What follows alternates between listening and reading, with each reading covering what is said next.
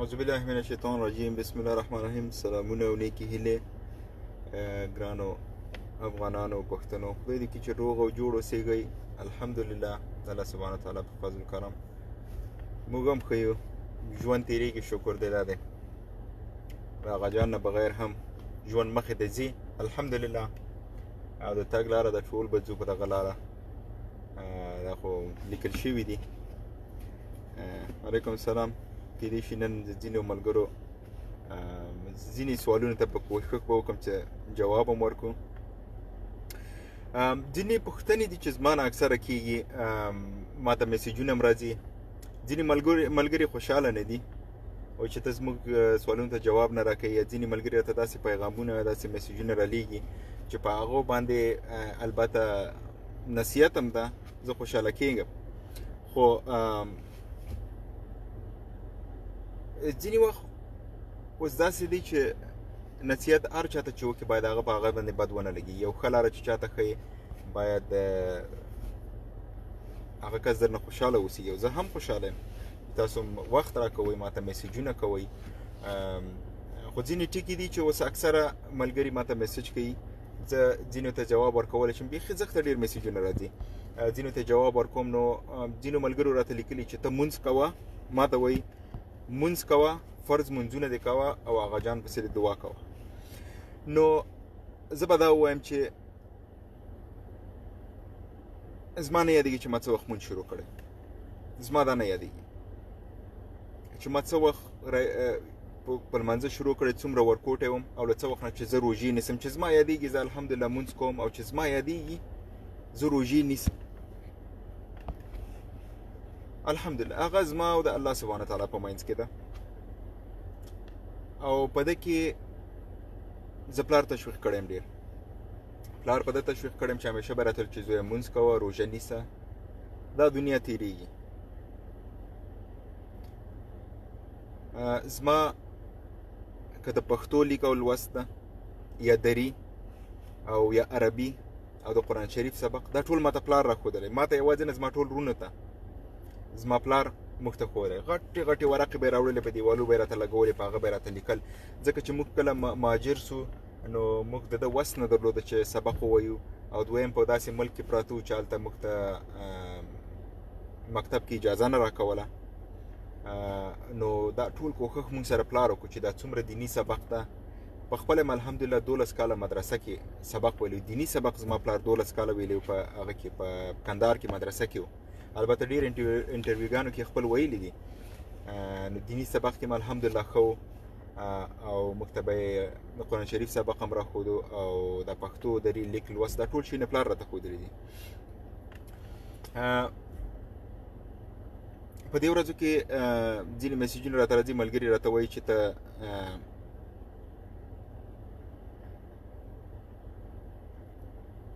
پلار ته دعا کوه او د خپل منځونه کوه. ما څرنګه چې ویلې مخکې، زما یادېږي نه چې زما نه مونځ الحمدلله قضا سوی. دا نه خیر دی چې زما ګیره او برېتې نسته. دا خو ځینې هېوادونو کې خلک اوسېږي چې هلته که ګیره پرېږدي خلک درته په بد نظر ګوري. نو هر چیرې چې اوسېږي د هغه ځای په مطابق به اوسېږي. یو څه مشکلات دي چې په دې میدان کې یو چیرې ځې، هغه یې پوښتنې او دا شیونه، نو د هغه دپاره انسان باید الله سبحانه وتعالی وایي چې ستا ژوند چې دی ځان ساتنه فرض ده، ځان به ساتې. دا به تاسو له عالمانو نه پوښتنه وکړئ چې ځان ساتنه فرض ده، او په دې کې که دروغو ته اړتیا شي ته دروغ هم ویلی شي، خو ځان به ساتې، ځکه چې دا د الله سبحانه وتعالی امانت ده تا سره، ځان به ساتې. نو انشاءالله که په یوازې په دې ګیره پرېښودلو باندې سړی مسلمان کېږي، نو انشاءالله ډېره اوږده ګیره به هم پرېږدم، په هغه کې هم هېڅ پروا نشته. او باور وکړئ زه په داسې ځای کې اوسېږم. بله ورځ مې یو سړی ولید، داسې ښه اوږده ګیره یې وه، برېت یې اوږده ګیره یې وه. نو مال دا به خامخا مسلمان وي. زه بیا ورغلم، نږدې ورغلم، چې بیا مې ورته خیال شو په لاس کې کړه اغوستې وه.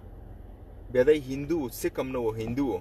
اوس خو هغه د هندوستان و نریندر مودي هم وګورئ دونه اوږده ګیرې پرېښې ده. نو په اسلام کې ګیره شته، البته سنت ده. محمد صلی الله علیه و آله وسلم ګیره پرېښې وه، ما چې لوستلي وای دا نو کوچنۍ ګیره وه ډېره اوږده نه وه لیکن په ګیره کې اسلام نشته دا نه چې هر چا ګیره پرېښي هغه مسلمان ده نور مذهبو کې هم خلک ګیره پرېږدي خیر دا یو مسله شوه بله مسله دا وه چې ما ته خلک وایي چې اکثر ما سره میسیجونه چې کوي دا بحث را سره کوي وایي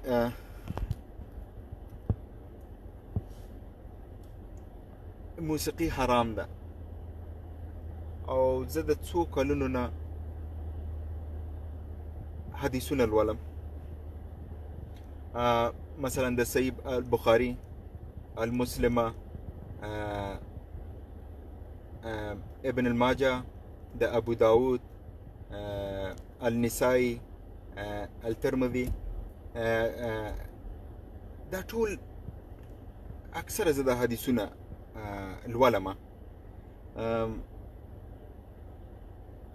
ان شاء الله د واتساپ نمبر به در ولېږم زه به خپل تا ته به درکړم ان شاء الله نو زه دا حدیثونه اکثر لولم په دې ټولو کې چې ما ډېر ولوستل په صحیح البخاري کې په صحیح البخاري کې حدیث نمبر ګمان کوم 5590 5590 د البخاري کې 5590 نمبر حدیث په دې کې لیکل شوي و چې زنا د حریر واغوستل د شراب څښل بیا ورسره لیکلي و چې د موسیقي حالات دوته محمد صلی الله علیه وسلم ویلي و چې دا باید زما امت ونه کړي خو په ده کې بیا وروسته البته عالمان په ده پوهېږي چا څه احادیث لوستلي څوک چې عالماني په هغه کې پوهېږي چې صحیح البخاري کې مسند او مصنف شته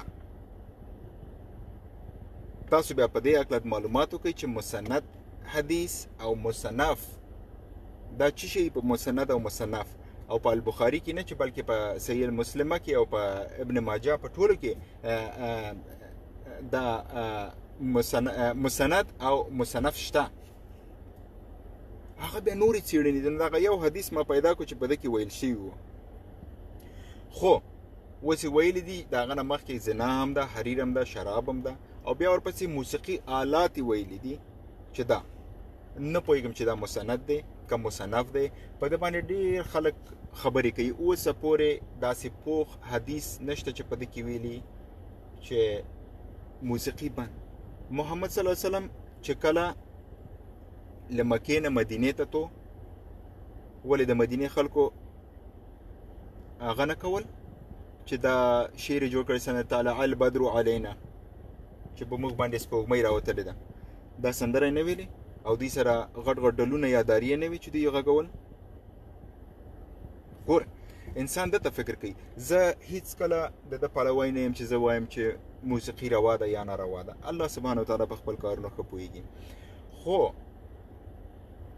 هر شي چې په دې دنیا کې الله سبحانه وتعالی راوستي جوړ کړي انسان ته عقل ورکړی ده مازغی ورکړي انسان باید په خپله هم لږ فکر وکړي او بیا موږ هر شی د قرآن نه او د احادیثو نه اخلو که نه هر څه د الله سبحانه وتعالی د کتاب نه د قرآن نه او د احادیثو نه اخلو زه په دینی مسایلو کې ډېر لاس هم نه وهم دوغومره پوهېږم چې الحمدلله مسلمان یم د مسلمان په کورنۍ کې پیدا شوی یم 5 وخته فرض منځونه دي په دنیا کې ښه دي قرآن شریف ده احادیث دي 4 کتابه دي توراه انجیل زبور فرقان او په دغه څېر 4 ملایکې دي اسرافیل او اسرائیل او جبرائیل او میکافیل حتی دې پورې چې د قبر دیم 4 دیوالونه دي او په دغه زمونږ په مذهب کې په سني یو خو دا مذهب د اسلام نه 4 مذهبه بیل شوي که نه یو احمدي ده سني ده شیعه ده او یو خوارج دي 4 دا لکه د ځینو ورته خیال نه شوی دا یو نوی شی ما تاسو ته ویل چې هغه کولی شي د ده په هکله څېړنه وکړي سني شیعه یو احمدي دي ګمان کوم او 4م چې دی خوارج دي بیا د سنیانو کې هم په سنیانو کې شافعي دي مالکي دي انبلي دي او حنفي دي چې چې موږ اکثره په افغانستان کې حنفیان یو، اکثره زیات په افغانستان کې حنفیان دي.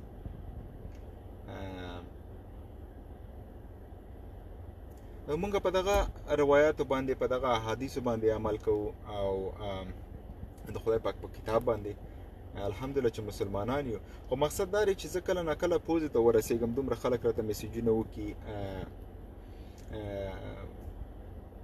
او ډېرې ناشودې وایي چې ته د پلار په ځای ته ماته وایي چې ته توبې باسه د پلار په ځای، او داسې هغه نااهله اولاد چې مور یا پلار په حق ورسېږي او دوی ورته دعا نه کوي.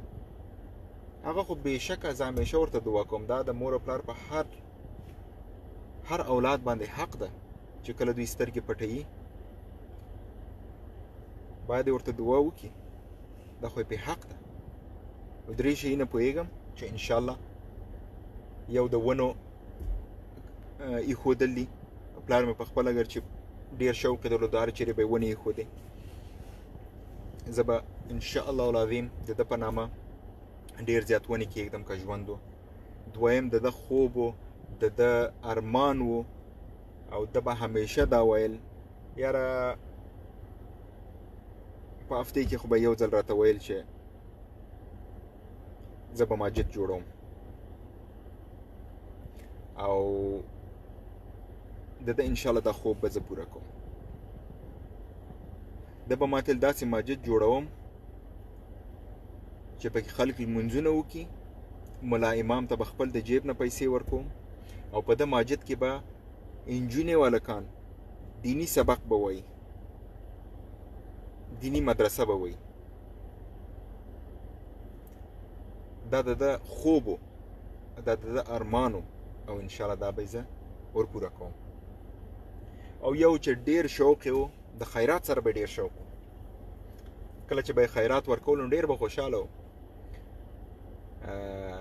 کله ناکله به ما ورسره مرسته وکړه چې هغه جان دا څه پیسې دي دا در واخله خیرات یې کړه، نو بیا به ده یا پسه واخیستو یا به شنی غویی واخیستو یا به وچه ډوډۍ، بیا به بیرته راته میسج کوو، عکسونه به یې م راولېږل، بیا به راته زویه په خدای که مې یوه ټوټه ډوډۍ خوړلي، وایي والله که مې یوه ټوټه ډوډۍ چې دا تا پیسې رالېږلې وي، یوه ټوټه ډوډۍ ما خپل خولې ته اکثره به یې وریژې پخولې غوښې، بیا به بیرته کور ته راغی یو ورځ خبرې مې ورسره کولې، مال څنګه هغه جان ښه یې؟ وایي و مال خیرات دې وکړ؟ و زوی ښه غټ خیرات مې وکړ، ښه خلک خوشحاله و، غریبانو ته مې ورکړ.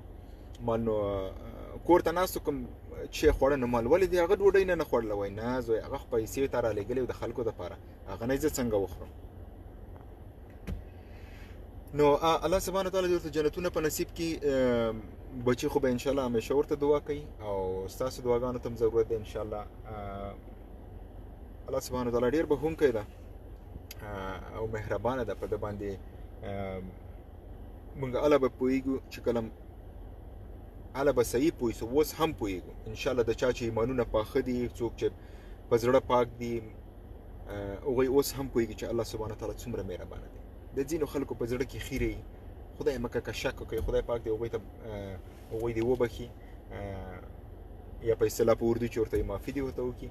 نو کله چې موږ بیا قبر ته ولاړ شو، هغه وخت موږ ته بیا معلومېږي چې الله سبحانه وتعالی څومره مهربانه دی. ځکه چې انسان چې کله په دې لحد کې کېږي، اولین ارمان چې ورځي هغه دا یي چې کاش چې یو ځل مې برته دې دنیا ته راولېږي چې زه ټول عمر خپل په عبادت کې تېر کړم، زه خپل ټول عمر عبادت وکړم. نو ستاسو نه مننه چې ما ته را یادوئ چې زه باید لمونځ وکړم، خو الحمدلله دا لارښوونه راته پلار کړې ده، مشرانو راته کړې ده، او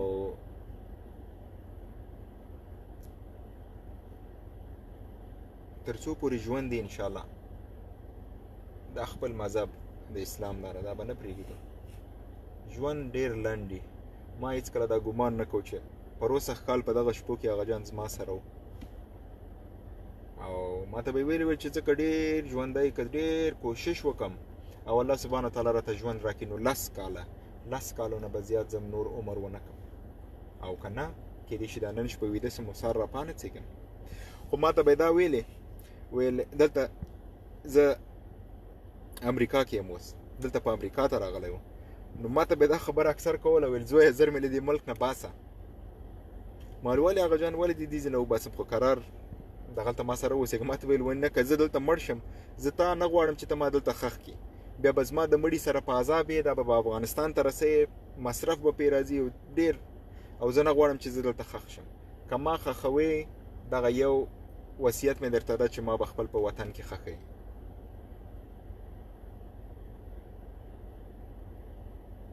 حضرت وفا ګرانه انشاءالله تا ته او یو بل ملګري ته چې وغوښته زه به بیا خپل د واتساپ نمبر درکم تاسو ته، انشاءالله هغه په واتساپ به میسج راته وکړئ. خو دا چې ټولو ته ورکوم څنګه چې مې پلار واتساپ نمبر نه ورکول، اوس که زه هم ورکوم خو هغه به دومره میسجونه به راځي بیا که جواب در نه کړم خفه کېږئ به نه په وخت. نو خبرې خو ډېرې زیاتې دي. و دا ملګري اکثر راته وایي ته د پیج نه یا د صفحې نه ولې په ژوندۍ بڼه راځي یا د عکسونه ولې اچوي او دا دی او هغه دی. زما پلار و که زما خپله شخصي پاڼه مو په هغه کې ما عکسونه اچول، ما به یادو او ما به ځکه به مې عکسونه ور اچول چې خلک ورته دعا وکړي او زه ورته دعا وکړم. زه خو به ټول عمر تر څو ژوندی یم زه به انشاءالله هغه ته نه یوازې هغه ته، زه به ټولو مسلمانانو ته مؤمنانو ته زه دعا کوم، ټولو ته به دعا کوم، ټول د الله سبحانه وتعالی مخې ته یو برابر، که ښځې دي که نران دي که ماشومان دي که لویان دي که باچا ده که غریب ده که امیر ده، د الله سبحانه وتعالی مخې ته یو برابر. څنګه چې په مسجد کې په صفونو کې فرق نشته، غریب د پیسه‌دار په څنګ کې ولاړي، پیسه‌دار د مریض په څنګ کې ولاړي، مریض د روغ په څنګ کې ولاړي، همدغه رنګې د الله سبحانه وتعالی مخې ته ټول یو برابر. ځکه چې مونږ کله کعبې ته ځو الله سبحانه وتعالی دې ستاسو په نصیب کړي هلته ټول سپینې جامې یو رنګ یې اغوستي او یو رنګ یې چپلکي، یو رنګ یې حالت، چې پاچا هم ګوري یا ګدا هم ګوري ټول په یو حالت. نو دغسې د الله سبحانه وتعالی مخې ته ټول موږ یو شی یو. څوک بهتره دي د چا چې اعمال چې دي هغه ښه وي، چا چې په دې دنیا کې عمل کړی، چا چې په دې دنیا کې ښه کارونه کړي، چې خپل عبادت کړي، هغه د الله سبحانه وتعالی مخې ته د هغه مقام لوړ ده.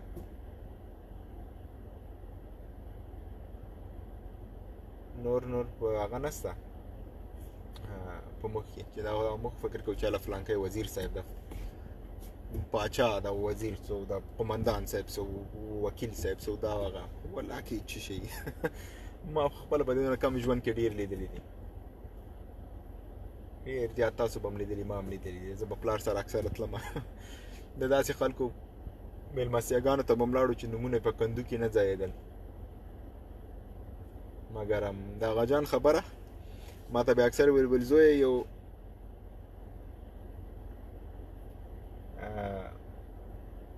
یو ډېر عالم سړي ته د جامه په باره په جامه کې کله کله چې به ما ورته جامې هغه مل هغه جان ته سمې جامې نه اغوندې، لږ جامې دې ښه که او دا هغه ده به یو ځل به لاړو خیاط ته، ټوټه به یې واخیست، اکثر د سپینې جامې خوښېدې، په یو ځای به 15 شپږ لس جوړه جامې ځان ته جوړې کړه، هغه به یې 4-5 کاله سر په سر اغوسته.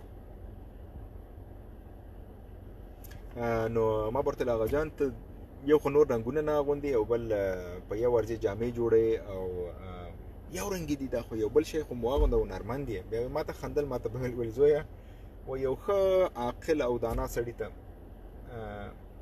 ډېرې خرابې جامې واغونده، لرې نه چې ورته ګورې ته به وایي دا څونه ساده سړی به چې به یې نه ایزه، وایي چې درته نږدې راغی چې دا خپله خوله یې خلاصه کړه ته بیا پرې پوهېږي چې دا څنګه انسان ده. او وایي یو ډېر کمقل انسان ته ډېرې ښایسته جامې ور واچوه، وایي لرې نه به را روانې ته به یې اوهو څونه ښایسته جامې دي، دا به څونه هغې پوه سړی به وایي چې درته نږدې راغی چې دا خپله خوله یې خلاصه کړه خبرې وکړي، وایي هغه نه بیا معلومېږي چې دی څومره کمقل ده.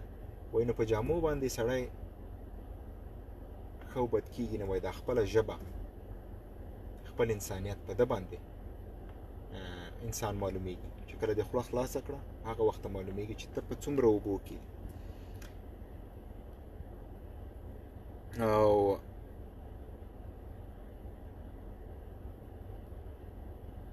خبرې په ده زر نسم کولی، ولاکن دا زر خبرې چې خلک کوي یو خوله یې خطا سي بیا هلته نور درته هغه چړې په لاس کې نیولې راته ولاړې چې زما د خولې نه غلطه خبره اوس بیا به راته څه غلطه خبره دې وکړه. او بل خو د اسلامي ټاپکس باندې د اسلامي هغه باندې چې انسان غږیږي باید لږ فکر وکړي چې خدای مکه سړی څه پکې غلط ونه وایي. نو بیا همزرم بیا خلک دوزخ او جنت ته لیږي که نه. موږ خو داسې مې یو چې د چا نه ورکوټې غوندې سوه اوسي او غلطي اوسي بیا هله زر کوو هله دا خو کافر ده او دوزخي ده او جنتي ده.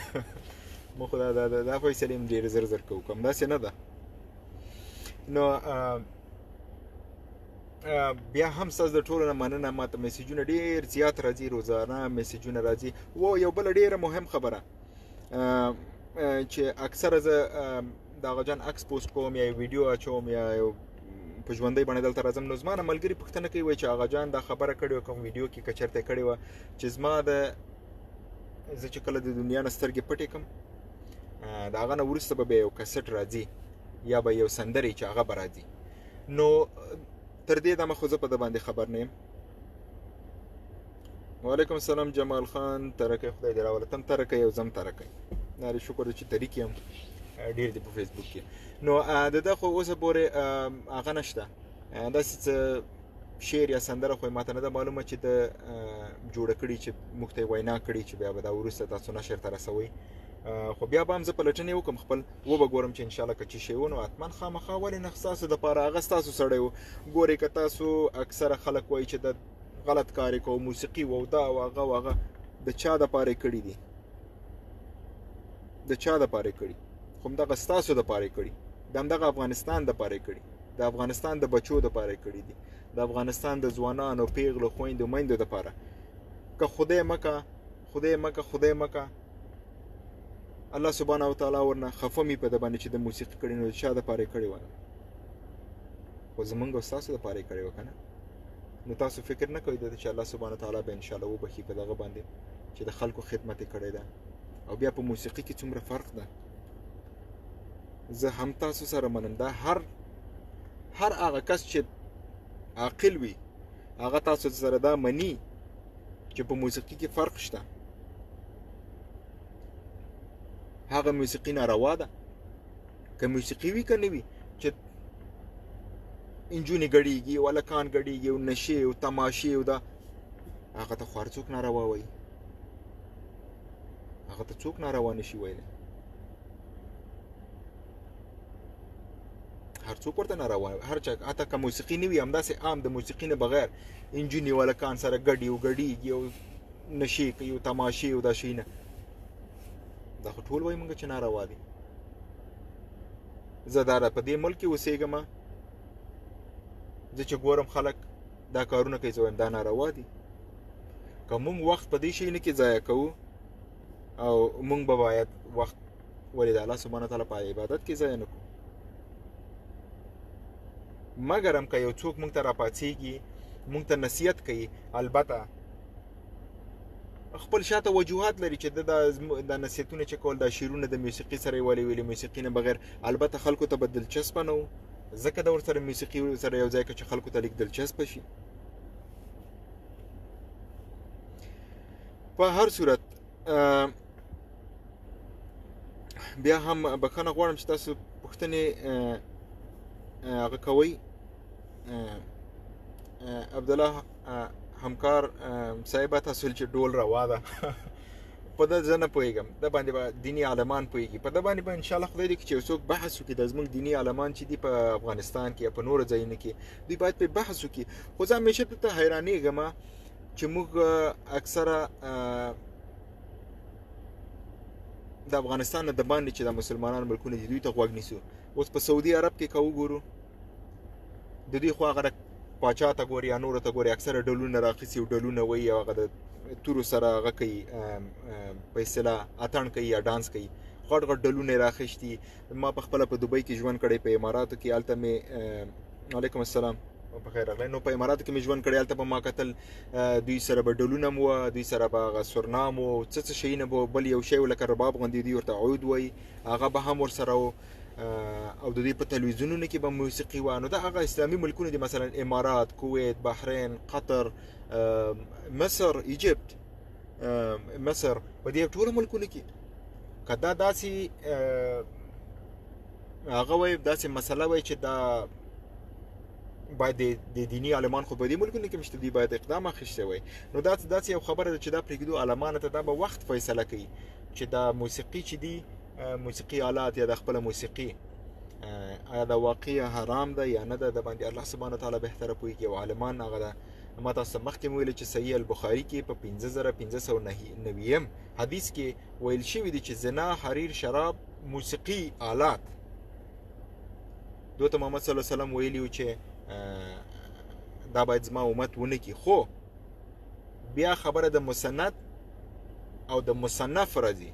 و زه تاسو ته دا نه غواړم چې تشریح کړم چې مصنف څه شته وایي یا مسند څه شته وایي. دا تاسو په خپله د ده په باره کې هغه معلومات وکړئ، یا د مشرانو نه یا د ملا صاحبانو نه دوی نه پوښتنه وکړئ چې په حدیثو کې مسند څه شته وایي یا مصنف څه شته وایي، ځکه دا یو بل خپل هغه ده، یو پورا بل کتاب ده چې سړی باید د ده په هکله وغږېږي. او زه دومره نه توان لرم، نه دومره علم لرم، نه دومره پرې پوهېږم او نه غواړم چې د ده په هکله زه خبره وکړم. عالمان شته، دیني عالمان شته، ډېر پوه خلک شته په افغانستان کې یا د دنیا په نورو کنجونو کې مسلمانان شته. البته هغوی دې باید په ده باندې کار وکړي.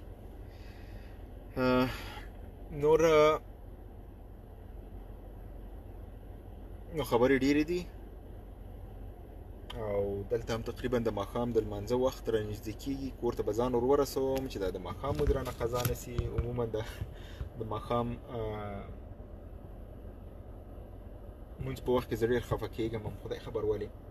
دغه وخت د ماښام مونځ چې راځي دا خو داسې وخت دی که نه چې ما یو ځای کې البته لوستلي وو چې وایي کله چې قیامت راځي نو دا د ماښام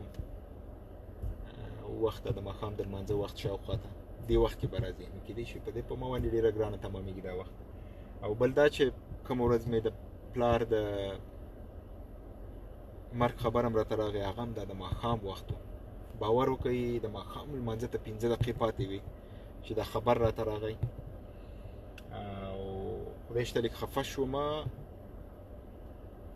ښه ډېر خفه شوم، لږ نه ښه ډېر، مګر هم الحمدلله بس هغه نه وروسته چې الله سبحانه څه چې ستا خوښه یې هماغه به کېږي. د دنیا تا جوړه کړې. یو زما پلار و، په میلیونونو د خلکو پلرونه، زامن، لوڼې، خویندې، میندې په حق رسېږي. دا خو ستا فیصله دی، تا پیدا کړی و، تا واخیستو. زه په ده ویاړم چې د هغه زوی یم، په ده ویاړم چې الحمدلله نن پورې زما دروازې ته څوک ونه درېدل چې پلار دې موږ سره ظلم کړی ده یا پلار دې داسې سړی و یا داسې سړی و یا داسې سړی و. زما د پلار هدف و دا په ژوند کې، ما ته به همیشه ویل چې زویه په ډېر سخته مې دا نوم ګټلی ده. په ده هم پوهېدو چې په افغانستان کې زمونږ اکثره خلک چې د موسیقي سره دومره بلد هم نه دي او ډېر خلک موسیقي ته په بده سترګه ګوري، مګر هم په دومره هغه کې د ځان ته ځای پیدا کړی او خلکو زړونو کې مینه پیدا کړې و. یوازې سبب یې څه و چې د خپله د وطن سره مینه کوله. نو په دی خلکو زړونو کې ځان ته ځای پیدا کړی و. خدای خبره مې چېرته کول رانه هېره شوه. په هر صورت زه به انشاءالله بیا هم په ژوندۍ بڼه په دغه پاڼې باندې راسم. البته بیا هم وایم که ستاسو سره هغه ملګري، هغه انډیوالان، هغه افغانان، هغه کسان چې اکثره ماته میسیجونه کوي او ماته وایي چې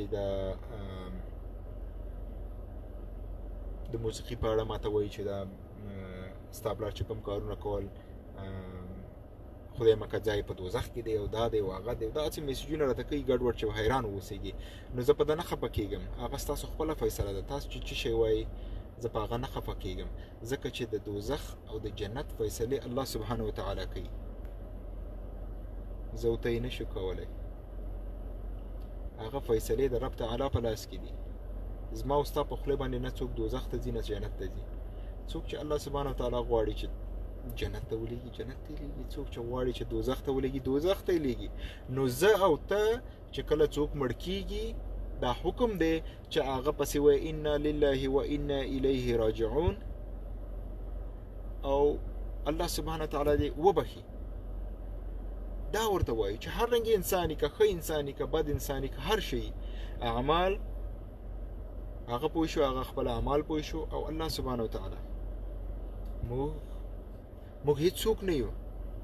زه همدغه اوس تاسو سره په ژوندۍ بڼه راغلی یم، خبرې کومه. کیدای شي سبا دې وخته زما د جنازې مونځ هم سوی. دغلته زما سره نږدې هلک اوسېدو، پلار یې ناجوړه و. دی له بل ځینه راغی خپل د پلار دیدن ته. 22 کلن هلک و. راغی چې د پلار پوښتنه وکړي. ما ورته ویل هلکه څه کوې؟ وایي والا پلار مې ناجوړه دی، راځم مړ نه شي. راغی دلته، شپه یې د پلار سره تېره کړه. سار پلار یې روغ رمټ و، جوړ سوی و، ناجوړي هلک په خپله مړ و. د شپې پې د زړه دوره راغلی و، بس حمله پې راغلی و، مړ شوی و. ته فکر وکړه، هغه پلار یې اوسه پورې ژوندی دی، د 4-5 کال د پلار یې ژوندی ده. مګر هم هلک چې ځوان هلک، هېڅ شی هم نه و، نه ناجوړه و، د شپې زړه درېدلی ولاړو. نو داسې مرګ موږ ته نږدې ده. خپل مرګ هغه د شارک چې دلته ده په دې ستوني کې، خدای خبر دی خوا دی خوا کوم چیرې شارک چې ورته وایي، ولکه مې داسې خاص معلومات هم لرم. وایي الله سبحانه وتعالی له دې رګ نه هم زه درته نږدې یم، او مرګ هم درته له دې نه نږدې ده. مرګ هم درته دغونه نږدې ده. چا به ویل چې زما پلار عبدالله مقری یو میاشت مخکې ژوندی و، روغ جوړ، نه ناجوړي درلوده، نه یې د مخکې نه مرض درلوده، نه یې د زړه تکلیف درلوده، نه یې د مازغو تکلیف درلوده. تکړه. موږ ته به یې لا دا هم نه ویلې چې زویه ته ما ته دا لاس دې راکړه چې زه ودرېږم، زه درېدی نه شم. دا به یې هم نه ویلې. ښه تکړه و، منډه به یې وله، ورزش به یې کوو، ډوډۍ به یې ښه خوړله، هر څه. ګولۍ نه خوړلې. ما ته ویل چې دا ګولۍ ښه نه دي، دا د سړي بدن خرابوي. خپل ځان یې ساتو. بیا به د باندې چې وته دوه ماسکه به یې تړل، یو ماسک به یې وتړو، بیا به یې بل ماسک وتړو. واکسین یې هم کړی و. نو هغه یې لاړو. ملګري رشید ناصري ویل چې زه رانغلم. وګرانه زه ولې رانغلم؟ زما پښتورګي یا بډوګي چې ورته وایي، یا ګردې چې ورته وایي، کډني، دا په هغه ورځو کې لږ زه ناجوړه وم، دا خراب و. نو ما غوښتل چې لاړ شم. ما ته ډاکټر ویلې چې مه ځه، ځکه چې که تا کورونا ونیسي تا بیا ډېر زیات خرابوي. زه ناجوړه وم، زه په ده رانغلم. او اوس هم زه دا د ناست یم، زما د بډوګي درد کوي. نو زه ناروغه وم. او بل دا چې په وبا کې، کله چې وبا وي په هغه کې سفر ممنوع ده، باید سفر ونه کوي. هغه مې په نظر کې ایښی و. بیا مې بله خپله ناجوړي په نظر کې ونیوله. او بیا تر څو زه رسېدم، زه تقریبا زما 24 ساعته لګي چې یو پرواز کوم، بل دې ځنه بل هیواد ته ځم، د هغه ځینې بیا پسې دوبۍ ته ځم، له دوبۍ نه پسې کابل ته ځم. 24-28 ساعته لګېږي. په 28 ساعتو کې به دی وخته خاورو ته سپارلی و. او ما نه غوښتل چې زما دپاره دوی هغه خاورو ته ونه سپاري. انسان چې کله په حق ورسېږي چې څومره زر یې کولی شي، باید خاورو ته یې وسپارئ. نو دا شیونه باید سړی په نظر کې ونیسي. که نه البته زه باید راغلی وی، زه یې مشر زوی یم، زه باید راغلی وی. نو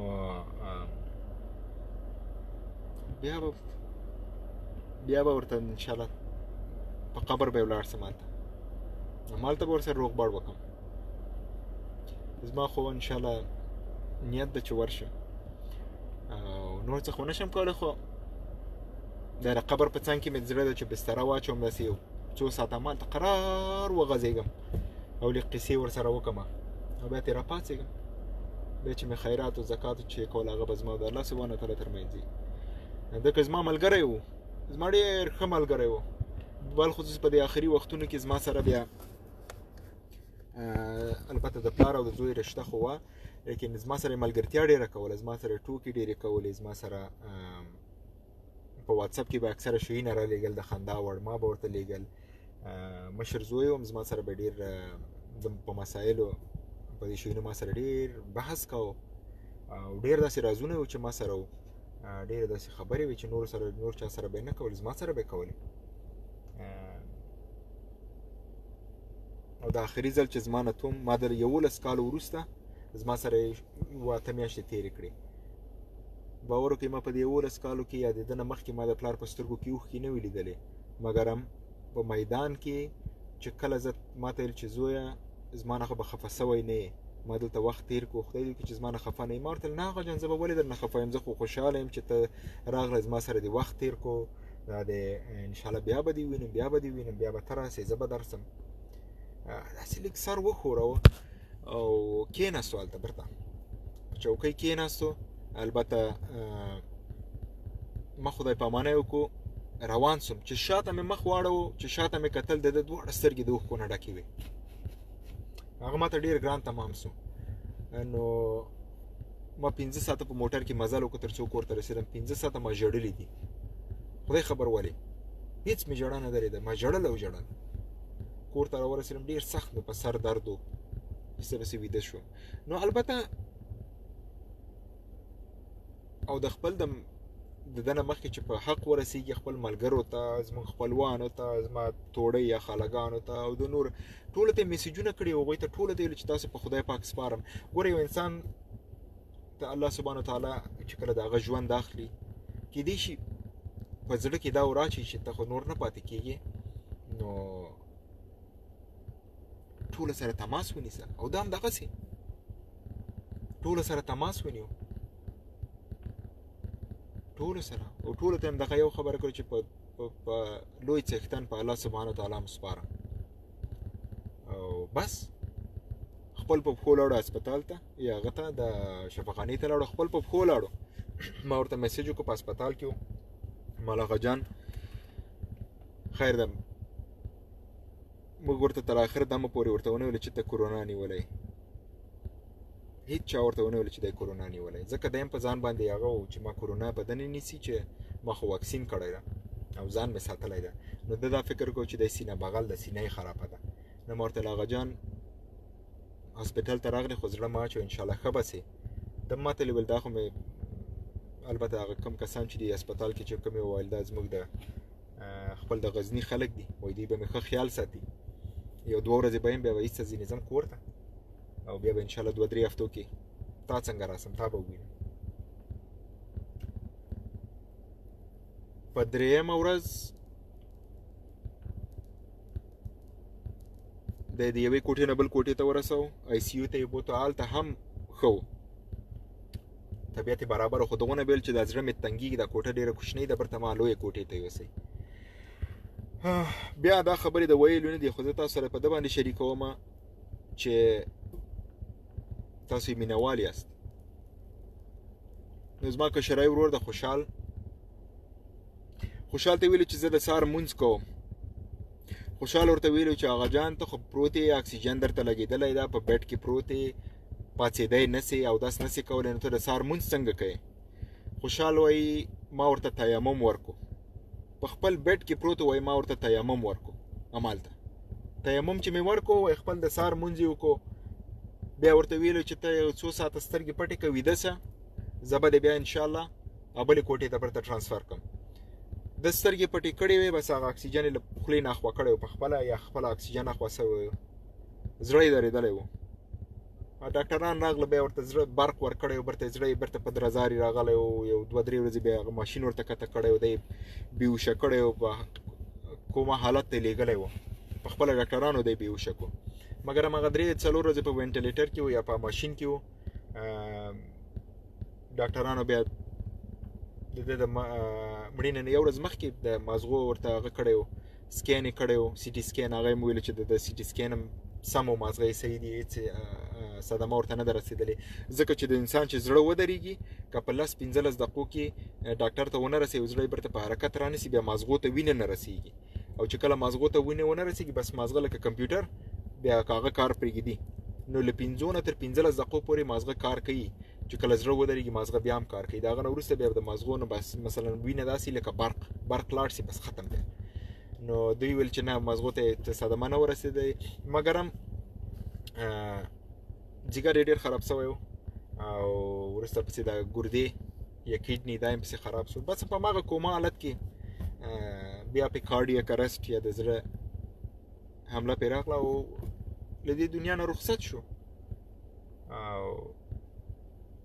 الله سبحانه وتعالی دې ورته جنتونه په نصیب کړي ټول تلونکي ټول ځو لیکن چې څومره خلکو دته دعاګانې وکړې، څومره چې خلکو د مړینې نه وروسته مینه وښودله، څومره خلک چې ورته راغله، اوسه پورې چې خلک ماته ټلیفونونه کوي، دعاګانې ورته کوي.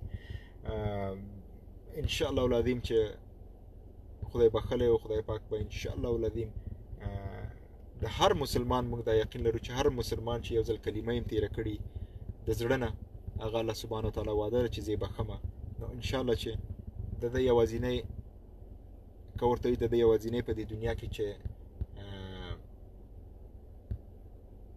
د خلکو په نظر، د خلکو په وینا، یا د ځینې خلکو چې وایي د موسیقي کوله دا ناروا وه، د هغه به یې ناروا کار کړي، دا هم د وطن مینه وه، دا هم د وطن دپاره او د وطن دپاره چغې ویلې، نارې ویلې، د ماشومانو، د کونډو، د میندو، د دغو آوازو. ما ته خلک ټلیفونونه کوي، ژاړي، وایي ستا پلار وایي موږ باندې چې کله پاکستان کې مهاجر وو یا د نورو ملکونو ته مهاجر لاړو، وایي یوازینۍ لاره چې زموږ دپاره و چې زموږ زړه ته تسکین راکولو یا موږ به چې ارام وو، ستا د پلار یو سندره به مو ولګول، هغه ته به مو غوږ نیو او دا به موږ لږه ارام کړو. نو کېدای شي داسې خلک مې په دنیا کې چې د زړه نه ورته دعا کوي یا کړي، چې د زړه نه ورته دعا کوي، نو الله سبحانه وتعالی ما تاسو ته بل ځل په تېره ویډیو کې چې زه راغلم څو ورځې مخکې ما درته ویلې چې دعا چې سړی د زړه نه کوي الله سبحانه وتعالی قبلوي.